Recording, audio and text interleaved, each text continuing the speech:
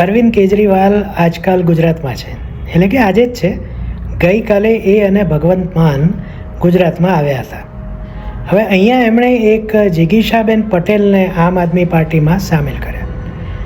આમ આદમી પાર્ટી અને ગુજરાતી મીડિયા આ બંનેનું એવું કહેવું છે કે જિગીશાબેનના આમ આદમી પાર્ટીમાં આવવાથી આમ આદમી પાર્ટીએ પાટીદાર સમાજમાં હલચલ મચાવી દીધી છે. હવે આ જિગીશાબેન પટેલ જે કોઈ પણ હશે, શું એ પાટીદાર સમાજમાં નરેશ પટેલ જેવું સ્થાન ધરાવે છે? જો નરેશ પટેલ આમ આદમી પાર્ટીમાં જોડાય કે કોઈ પણ પાર્ટીમાં જોડાય તો પાટીદાર સમાજમાં કંઈક હલચલ થઈ હોય એવું કહી શકાય.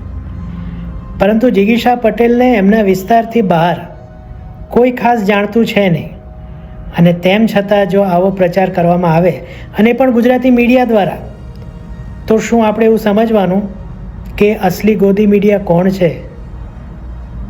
જય જય ગરવી ગુજરાત.